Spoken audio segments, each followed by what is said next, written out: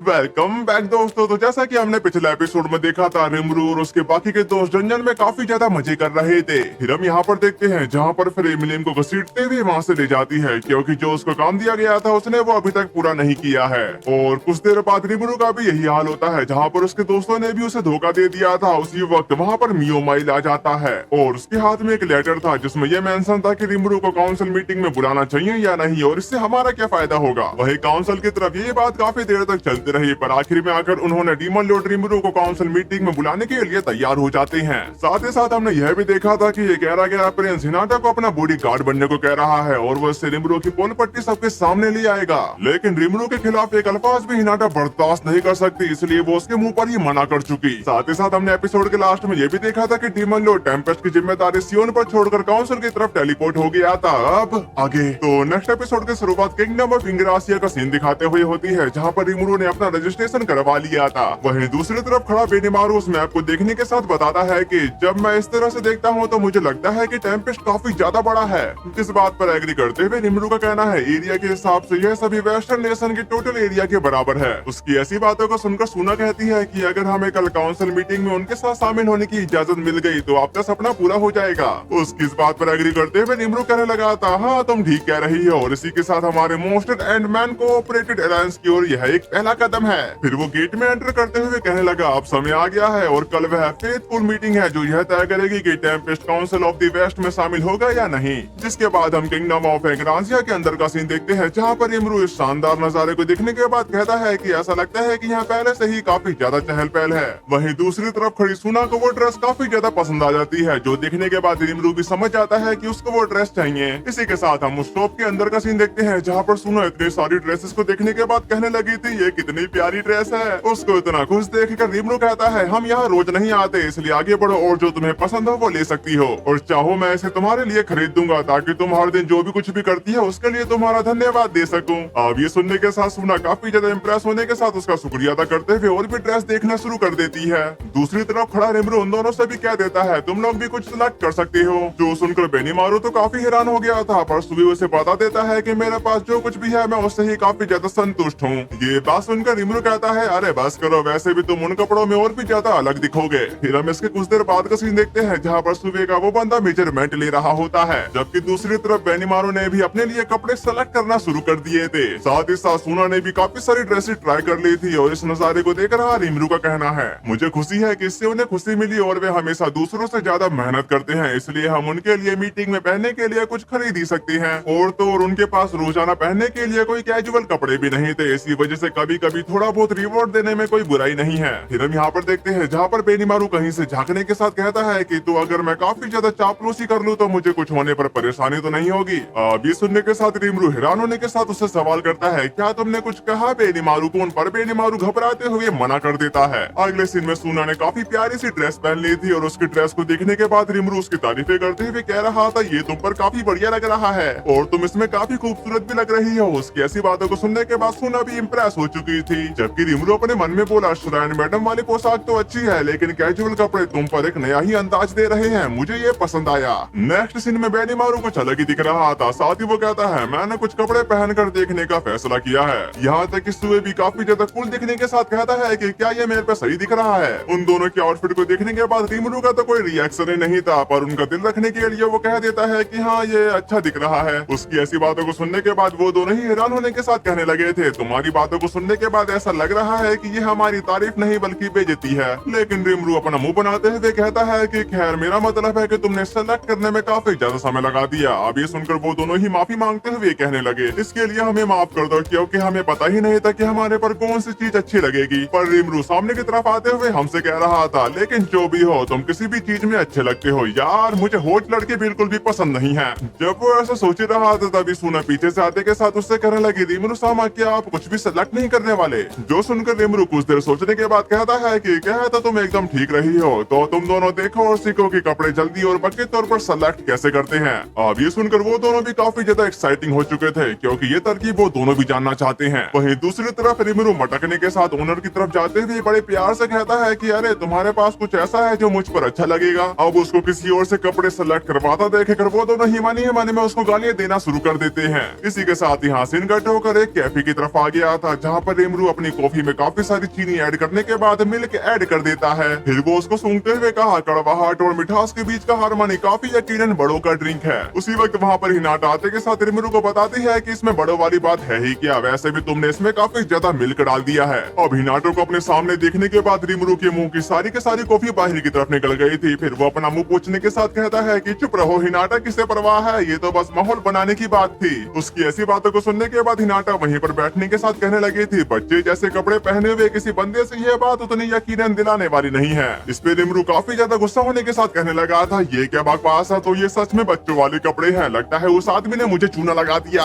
इस बात पर वो दोनों भी एग्री करने के साथ कहते हैं कि हमें लगा था कि आप इससे खुश है इसलिए हमने कुछ भी नहीं कहा। अब इसकी वजह से रिमरू कुछ भी नहीं कर सकता था, लेकिन वो वहाँ पर साउंड बैरियर क्रिएट करने के साथ मुद्दे की बात करते हुए बताना शुरू करता है, खैर तुमको यहाँ खींच लाने के लिए मैं माफी चाहता हूँ, पर कल की मीटिंग से पहले मैं तुमसे बात करना चाहता था। इसलिए हिनाटा भी कल की मीटिंग के बारे में बताने लगी। स्पेशल सेशन में टेम्पेस्ट के एंटर को अप्रूवल दे दी गई है और कल तुम्हारे साथ एक फॉर्मल क्वेश्चन और आंसर सेशन के बाद इसे ऑफिशियली बना दिया जाएगा। इस बात को तो रिमरू अच्छे से जानता था कि ऐसे ही होने वाला है, पर हिनाटा अपनी बातों को कंटिन्यू करते हुए बोल पड़ी, अभी कुछ भी पक्का नहीं है और हो सकता है कि वे जानबूझकर तुमको भड़काने के लिए सवाल पूछे। उसकी ऐसी बातों को सुनकर रिमरू काफी रिलैक्स होने के साथ कहता है कि क्या मैं तुम्हें इतना ज्यादा गुस्से लगता हूँ, वैसे भी मैं तुम्हारी तरह नहीं हूँ, मैं एक समझदार इंसान हूँ जिससे लोगों से पेश आने का सलीका आता है। ये बात सुनकर हिनाटा भड़कने के साथ बताती है, अगर तुम लड़ना चाहते हो तो चलो आ जाओ। उसको इतना गुस्से में देखकर रिमरू उससे माफी मांगने लगा था, यहाँ तक कि हिनाटा भी शांत होने के साथ कहने लगी, साथ ही ऐसा लगता है कि कुछ बेवकूफ लोग मिलकर कोई साजिश भी रच रहे हैं, इसलिए केयरफुल रहना। और वो ऐसा कहते हुए काफी ज्यादा गुस्सा हो रही थी क्योंकि वो अभी तक उस प्रिंस की बात अभी तक भूली नहीं है। उसके इतने डरावने चेहरे को देखने के बाद रिमरू समझ जाता है कि कल की मीटिंग के दौरान उसके साथ जरूर कुछ हुआ होगा। फिर वो उससे कहता है कि खैर उन्होंने हमें एक बहुत ही बढ़िया होटल में ठहराया है, जिसकी वजह से मुझे इसमें छिपी हुई मनसा नजर आ रही है। हालांकि मुझे लगता है कि वे इसके बारे में पहले ही पता लगा चुके हैं।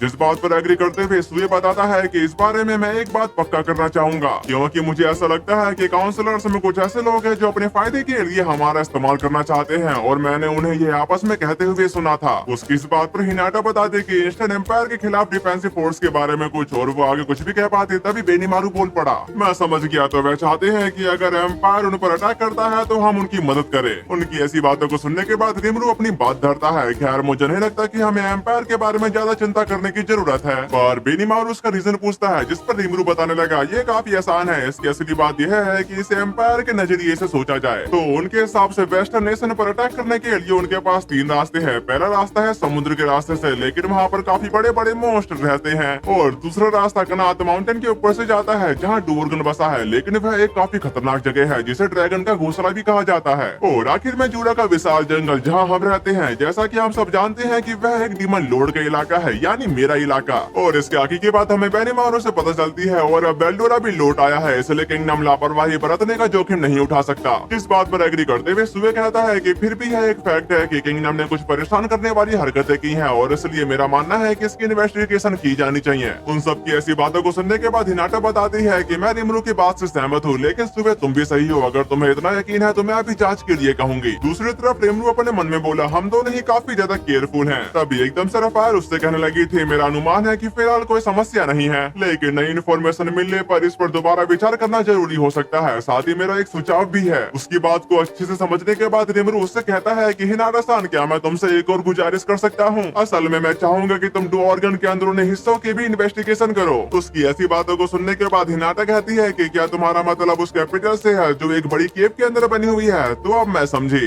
इस बात की भी पॉसिबिलिटीज है कि डोरगन एक हमले का रास्ता भी बन सकता है। साथ ही तुम भले ही थोड़े खोए हुए से लगते हो, लेकिन तुम्हें कम नहीं आंका जा सकता। जो सुनकर रिमरू हैरान होते हुए अपने मन में कहने लगा, दरअसल ये रफाल का ही आइडिया था। जिसके बाद वो उन सभी से कहता कि मेरे पास एक इन्फॉर्मेशन है जो मैं तुम सभी के साथ शेयर करना चाहता हूँ। क्या तुमको वह आदमी याद है जो फेस्टिवल के दौरान हमारी लगातार बुराई कर रहा था? और उसका नाम ड्यूक म्यूज है, जिसकी हत्या कर दी गई है, और ये वही बंदा है जिसको पिछले एपिसोड में गोली मारकर हत्या कर दी गई थी। फिर वो अपनी बातों को कंटिन्यू करते हुए कहना शुरू करता है, वह जिसके लिए भी काम करता था, जाहिर है वह वेस्टर्न नेशन में कोई अहम पर्सन था, जिसकी वजह से इस बात की पूरी पॉसिबिलिटीज है कि उनका कनेक्शन काउंसिल से हो सकता है। जबकि सुबह का कहना है ऐसा माना जाता है कि लंबी दूरी के हमले से उसकी हत्या की गई। अब ये सुनकर बेनीमारू उससे सवाल करने लगा था, क्या तुमने भी उसे नहीं देखा? जिस बात पर एग्री करते हुए सुबह कहता है कि ये सब अचानक हुआ और जब मैं उसे देख रहा था उसके ठीक बाद मुझे किसी चीज के टकरा कर उछलने की आवाज तो सुनाई दी, लेकिन उसके बाद बाद और कुछ नहीं। उसकी ऐसी बातों को सुनने के बाद सूना उससे सवाल करने लगी थी, और तुमको मैजिक या ओरा का कोई ट्रेस नहीं मिला? जिस सवाल के जवाब देते हुए सुगे बताता है कि बिल्कुल भी नहीं, मैंने बस उसके माथे पर बना एक छेद देखा। जिस पर हिनाटा का कहना है उसके माथे पर छेद, क्या यह किसी स्नाइपर का काम था? इस पे तो रिमरू भी एग्री करते हुए कहता है कि लगता तो ऐसा ही है, पर ये अजीब बात है कि उसके बाद तुम्हें कुछ सुनाई दिया। पर सुना को स्नाइपर के बारे में कुछ भी नहीं पता था, इसी वजह से वो रिमरू से पूछने लगती है। लेकिन रिमरू खुद सोच में पड़ते हुए कहने लगा, मैंने असल में इस दुनिया में कभी वो बंदूक नहीं देखी। फिर वो अपनी इमेजिनेशन स्किल का इस्तेमाल करने के साथ उन सभी को वो बंदूक दिखाने लगता है। अब इस वेपन को देखने के बाद उन दोनों को भी समझ में नहीं आ रहा था कि आखिरकार ये है क्या। वहीं दूसरी तरफ सूना काफी ज्यादा हैरान होते हुए कहती है कि ये तो एक ऐसा वेपन लग रहा है जिसे मैं भी इस्तेमाल कर सकती हूँ। उसकी ऐसी बातों को सुनने के बाद रिमरू तो काफी ज्यादा हैरान हो गया था, यहाँ तक कि उसने अपना साउंड बैरियर भी हटा दिया था। साथ ही वो रिलैक्स होने के साथ कहता है कि इन्फॉर्मेशन के लिए तुम्हारा बहुत बहुत शुक्रिया, तो आप मीटिंग में मिलते हैं, ठीक है? जिस बात पर एग्री करते हुए हिनाटा उसे एक सलाह देती है, और जरा केयरफुल रहना, साथ ही साथ वहाँ पर तुम कुछ भी करो पर अपना आपा मत खोना। जिसके बाद यहाँ से इनका टोकर बाहर की तरफ आ गया था, जहाँ पर रिमरू अंगड़ाइयां लेते हुए कह रहा था, तो क्या होटल वापस चलने के लिए तैयार हो, क्योंकि कल की मीटिंग के लिए हमें आराम करने की जरूरत है। वहीं दूसरी तरफ हम दो लेडीज को देख पाते हैं जो रिमरू को देखते हुए कह रहे थे, उस छोटे को देखो, वह छोटा सा पोंचो कितना क्यूट है। अब ये सुनकर रिमरू काफी ज्यादा गुस्सा होने के साथ कहता है कि लेकिन उससे पहले मैं कपड़े की दुकान वाले उस आदमी को खरी खोटी सुनाऊंगा। फिर हम किंगडम ऑफ सेल्ट्रोजो का सीन देखते हैं, जहाँ पर मारियाबेल अपने ग्रैंडफादर को बता रही थी, मैं देखूंगी कि डीमन लॉर्ड रिमरू काउंसिल में किस तरह से पेश आते हैं, साथ ही साथ मैं सेफली और फिक्स्ड रूप से उनके रूल करने के तरीकों को भी समझूंगी। अब ये सुनकर ग्राम्बिले उससे सवाल करते हैं, तो फिर क्या उसका अप्रूवल सिर्फ एक ट्रैप था? उनके इस सवाल का जवाब देते हुए मारियाबेल बताने लगे थे, इस बात की कोई गुंजाइश ही नहीं है कि उससे अप्रूवल मिल जाए। यहाँ तक कि कई कदम उठाए जा चुके हैं, साथ ही युगी को भी भेजने की जरूरत भी नहीं पड़ेगी, क्योंकि मुझे पूरा यकीन है कि डीमन लॉर्ड रिमरू खुद ही साथ मिलकर रहने का अपना मौका गवा देगा। उसकी इस बात पर ग्राम्बिले बताते हैं, वेस्टर्न नेशन कोई एक जैसी यूनिट नहीं है, स्पेशली रूप से एंग्रासिया हम रोजू का मुकाबला करने के लिए तेजी से अपनी पावर बढ़ा रहा है। उनकी ऐसी बातों को सुनकर मारियाबेल कहती है कि आपका मतलब किंग एगिल के मैजिक इंक्विजिटर से है ना? इस पे ग्राम्बिले का कहना है, पर पहले ही तुमने उस पर पूरी तरह से कंट्रोल कर लिया है ना? जिस बात पर मारियाबेल भी पूरी तरह से एग्री थी। इसकी वजह से ग्राम्बिले काफी ज्यादा खुश होने के साथ कह रहे थे, जरा केयरफुल रहना मारियाबेल, क्योंकि तुम ही ह्यूमैनिटी की होप हो। इसी के साथ यहाँ सीन शिफ्ट होकर किंगडम ऑफ एंग्रासिया की तरफ आ गया था। वहीं एक होटल की तरफ हम मारियाबेल को देख पाते हैं, जिसने जोहान को बुला रखा था। साथ ही जोहान उसे बताते हुए कहता है कि डीमन लॉर्ड रिमरू अपने होटल से निकल चुके हैं और वह काउंसिल के हेडक्वार्टर्स की तरफ ही जा रहे हैं। उसकी ऐसी बातों को सुनने के बाद मारियाबेल उसके सामने स्वीट्स ऑफर करते हुए कहती है कि यह मेरे ग्रैंडफादर की तरफ से है, उन्होंने इसे पेस्ट्री के साथ भेजा है। यहाँ तक कि उनका कहना है कि उन्हें मुझसे काफी ज्यादा उम्मीदें हैं, वैसे क्या आप इसे चखना चाहेंगे? जिस बात पर एग्री करते हुए जोहान एक पेस्ट्री को उठा ही लेता है। वहीं दूसरी तरफ मारियाबेल कहने लगी, मुझे अपने ग्रैंडफादर की तरफ से एक लेटर मिला है जिसका मैं अच्छे से रिप्लाई करना चाहती हूँ। उसका सीधा मतलब यह है कि अब उसका काम निकल गया है, इसलिए वो यहाँ से निकल जाए। साथ ही उसकी बात को जोहान अच्छे से समझ चुका था, इसलिए वो काफी गुस्से के साथ वहाँ से निकल जाता है। उसको यूँ गुस्से में जाता देखकर यूकी ने भी देख लिया था। फिर वो मारियाबेल की तरफ जाते हुए उसे सवाल करता है, क्या तुम्हें पक्का यकीन है कि यह समझदारी थी और तुम जानती हो वह 5 एल्डर्स में से एक है? जिसका जवाब देते हुए मारियाबेल बताती है, जोहान के लिए यह तो बिल्कुल ठीक है, और क्या तुम इतनी दूर सिर्फ हेलो कहने आए हो? ये बात सुनकर यूकी कहता कि मारियाबेल तुम्हें जो चीजें चाहिए थी वह मुझे मिल गई है, साथ ही साथ मैं ड्रैगन के घोंसले तक गया था। पर चाहे वह कितना भी पावरफुल क्यों ना हो, अगर तुम उसे कंट्रोल नहीं कर सकती तो उसका क्या फायदा? जो सुनने के बाद मारियाबेल बोलती कि तुम्हारे पास जितने ज्यादा कार्ड हो उतने ही कम है, वैसे भी हमारे पास ज्यादा समय नहीं बचा है। साथ ही साथ ह्यूमन, डीमन किंग और इस दुनिया के रूल कम्प्लीटली अनजस्टिफाइबल है। उसकी ऐसी बातों को सुनकर यूकी कहता है कि क्या यही वजह नहीं है कि तुम दुनिया की रूलर बनने जा रही हो? उसके सवाल का जवाब देते हुए मारियाबेल कहने लगी, लेकिन मुझे अभी भी इंश्योरेंस की जरूरत है। फिर हम यहाँ पर देखते हैं जहाँ पर जोहान जाते हुए काफी ज्यादा गुस्सा होने के साथ कह रहा था, वह छोटा सा शैतान, पर मैं इस मौके को गवा नहीं सकता। उसके ऐसा कहते यहाँ से काउंसिल के बाहर की तरफ आ गया था, जहाँ पर बेनीमारू कहता है कि मुझे यकीन है कि यह कोई आम मीटिंग नहीं होगी, जबकि रिबलू का कहना है हम उससे यह उम्मीद नहीं कर सकते कि वह शुरू से ही हमारे साथ दोस्ताना रवैया रखेगा या नहीं। फिर हम अंदर का सीन देखते हैं, जहाँ पर वो तीनों रिबलू को देखने के साथ काफी खुश होते हुए उससे मिलने के लिए चले जाते हैं। साथ ही उनमें से एक बंदा उसकी तारीफें करते हुए कहता है कि आपसे मिलकर मुझे काफी खुशी हुई और आपकी कंट्री का फेस्टिवल काफी शानदार था, जबकि दूसरे बंदा उसके खाने की तारीफ करता है। फिर हम यहाँ पर देखते हैं जहाँ पर एक लेडीज उससे कहने लगी थी, मुझे उम्मीद है कि हम अच्छे दोस्त बन सकेंगे। उन तीनों की ऐसी बातों को सुनने के बाद रिबरू अपने मन में कहने लगा था, मुझे तो उम्मीद नहीं थी कि मेरा स्वागत ऐसे किया जाएगा। फिर वो उनसे कहता है कि मेरे साथ भी ऐसा ही है और हम फ्यूचर में और भी ज्यादा फेस्टिवल करेंगे, तो आना जरूर। जरूर। उसी वक्त वहाँ पर एक और बंदा आते के साथ उनसे कहता है कि अब लॉर्ड रिमरू को इतना मत घेर लो यार, वैसे भी तुम छोटी कंट्रीज के लोगों को अपनी हद में रहना सीख लेना चाहिए। अपने सामने इन नमूनों को देखने के बाद रिमरू अपने मन ही मन में सवाल करने लगा था कि अब ये कौन है जिस पर टेलीपैथी के थ्रू सुबह बताता है। यह बड़े नेशंस के काउंसलर्स हैं। मैंने सुना था कि सारे काउंसलर्स एक जैसे होते हैं, पर लगता है यह सिर्फ एक दिखावा है। और उन लोगों के वहाँ से चले जाने के बाद वो बंदा उसके करीब आते हुए कहता है कि उनके जैसे लोगों के साथ कोई भी कंस्ट्रक्टिव डिस्कशन करने का कोई भी तरीका नहीं है। अब उनके जैसे ये सब सुनकर रिमरू उससे सवाल करने लगा था कि तुम कहना क्या चाहते हो, जिस पर वो बंदा बताने लगा, अरे यार क्या तुम जैसे डीमन लॉर्ड को ऐसी घुमावदार बातें समझ में नहीं आती।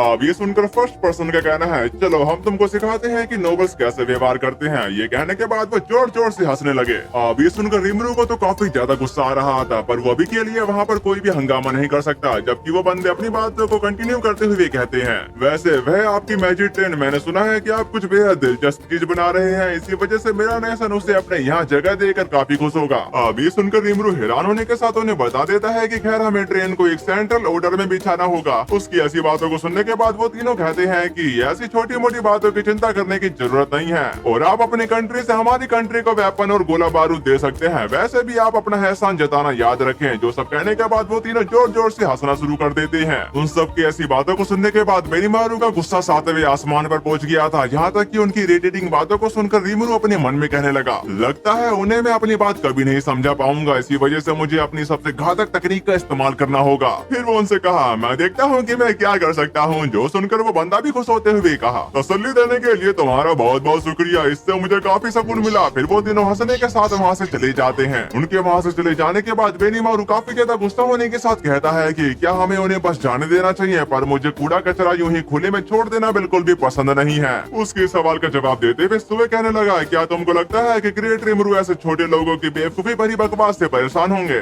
जिस बात पर एग्री करते हुए सुना भी कहती है कि ये सोचना ही बेवकूफी है कि ग्रेट रिमरू ऐसे कुछ लोगों पर अपना समय बर्बाद करेंगे। अब ये सुनकर रिमरू को खुद भी समझ में नहीं आ रहा था कि क्या सच में मैं ऐसा सोच सकता हूँ। यहाँ तक कि वो अपनी एक्टिंग शुरू करते हुए कहा, सही कहा बेनीमारू, वे लोग तो मेरे सामने कुछ भी नहीं थे। उन सब की ऐसी बातों को सुनने के बाद बेचारा बेनीमारू खुद पर ही शक करते हुए कहने लगा, लगता है मुझे अभी भी काफी कुछ सीखना है। उसी वक्त वहाँ पर चेयरमैन आते के साथ रिमरू से कहने लगे थे, आप ही डीमन लॉर्ड रिमरू टेम्पेस्ट है ना? मैं लेस्टर हूँ, काउंसिल का चेयरमैन, तो प्लीज इस ओर चलो। जो सुनकर रिमरू उनका शुक्रिया अदा करने के साथ उनके पीछे पीछे चला जाता है। फिर हम सामने की तरफ जुहान को देखते हैं, जिसके इरादे रिमरू को लेकर अच्छे नहीं लग रहे थे। इसी के साथ यहाँ सिनका टोकर काउंसिल की मीटिंग की तरफ आ गया था, जहाँ पर रिमरू के लिए एक अलग ही स्ट्रीट ऑर्गेनाइज कर दी गई थी। इसका रीजन ये भी हो सकता है क्योंकि वो अभी तक ऑफिशियल तौर पर इस मीटिंग का हिस्सा नहीं बना है और आज की मीटिंग के दौरान पता चलेगा कि रिमरू इस मीटिंग का हिस्सा बनने के लायक है या नहीं। साथ ही वो अपने मन में कहने लगा, उन्होंने मुझे यहाँ क्यों बैठाया? ओ अब समझ में आया, यह मेरे खिलाफ उनका एक बचाव का तरीका है। ऊपर की तरफ चेयरमैन हथौड़ा पीटते हुए कह रहे थे, वह घड़ी आ गई है, इसी वजह से मीटिंग अब शुरू होगी और हमारा agenda council of the paste में टेम्पेस्ट को शामिल करना है। साथ ही साथ हमारी काउंसिल आपसे नेशन के मेंबरशिप एक्सेप्ट करने का इरादा रखती है, हालांकि हमारी कुछ शर्तें हैं। उनकी ऐसी बातों को सुनने के बाद रिमरू अपने मन में कहता है कि चलिए उनकी शर्तें सुनते हैं। उन्होंने 3 शर्तें रखी हैं। पहली शर्त, इंटरनेशनल लॉ का पालन करना, जो भी कंट्री उनके साथ जुड़ती है उनके लिए ऐसा करना जरूरी होता है, इसलिए इसमें कोई दिक्कत वाली बात तो नहीं है। बात करें दूसरी शर्त की, हमारे बाजार को खोलना,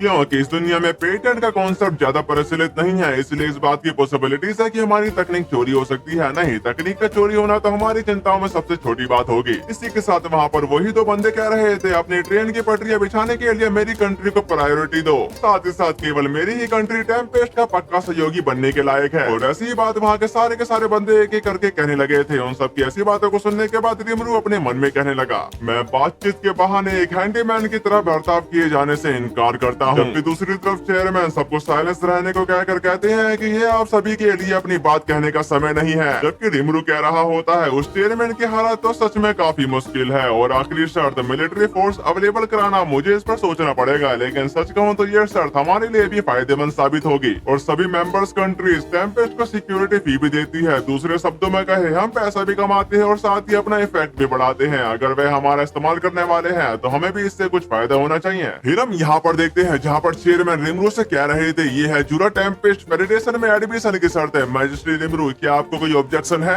अब ये सुनकर रिमरू कुछ भी नहीं कहता, पर वो रिफाइल का इस्तेमाल करने के साथ कुछ लिखना शुरू कर देता है। जो सब लिखने के बाद उसने उसको बेनीमारू को थमा दिया था, जिसके बाद बेनीमारू चेयरमैन की तरफ ले जाते हुए कहा, ग्रेट रिमरू ने अपनी चिंता और ऑप्शनल सुझावों को एक साथ रखा है। यदि आप चाहें तो इसे देख सकते हैं। जिसके बाद चेयरमैन उस कागजात को देखने के बाद काफी ज्यादा हैरान होने के साथ कहने लगे थे, उसने मेरी बात का एक एक शब्द लिख लिया और तो और उसने इम्प्रूवमेंट भी शामिल कर दिए। ये बात सुनकर रिमरू बताता है कि मैं आमतौर पर आपके शर्तों से सहमत हूँ, इसी वजह से जो भी बातें मैं जोड़ना चाहता था वह सभी वहाँ लिखी हुई है। अगर आप उन्हें एक्सेप्ट कर लेते हैं तो मुझे पूरा यकीन है कि मेरी तरफ से कोई भी दिक्कत नहीं होगी। जो सुनने के बाद चेयरमैन बोलते कि प्लीज मुझे इसे रिव्यू करने के लिए थोड़ा समय दे दो, जिसके लिए रिमरू भी एग्री था, पर वो अपने मन में कहता है ऐसा भी नहीं है कि उसने हमें सोचने के लिए जरा भी समय दिया हो। फिर हम इसके 3 घंटे बाद का सीन देखते हैं, जहाँ पर चेयरमैन ने अपनी डिमांड उस पर्चे में लिख कर रिमरू को थमा दी थी, जिसको लेने के साथ रिमरू अपने मन में कहने लगा, लगता है चेयरमैन को यकीन नहीं हुआ, फिर भी मैं बातचीत करने के लिए राजी हूँ। आखिर मैं यहाँ बात करने के लिए ही तो आया हूँ, पर इंसानों और मॉन्स्टर के साथ मिलकर रहने के लिए। उसी वक्त वो उस पर्चे को देखने के बाद काफी ज्यादा गुस्से में आ चुका था, यहाँ तक कि उसने अपनी डेस्क भी तोड़ दी थी। अब इस नजारे को देखने के बाद चेयरमैन की पतलून गीली हो जाती है, यहाँ तक कि वहाँ के सारे बंदों के मुंह खुले के खुले रह गए। जबकि हिनाटा ने उसे समझाया भी था कि वहाँ पर कोई भी हंगामा खड़ा मत कर देना, लेकिन उसने हिनाटा की एक नहीं सुनी, इसी वजह से वो आहें भरने लगती है। फिर हम यहाँ पर देखती हैं, जहाँ पर रिमरू ओरा फार्मिंग करने के साथ सब लोगों को बता देता है, क्या तुम लोग मेरा मजाक उड़ा रहे हो? जो सब कहने के बाद वो अपने मन में परेशान होने के साथ कहता है कि क्यों, मैं ऐसा क्यों कह रहा हूँ। और इसी शानदार सीन के साथ हमारा ये वाला एपिसोड खत्म हुआ।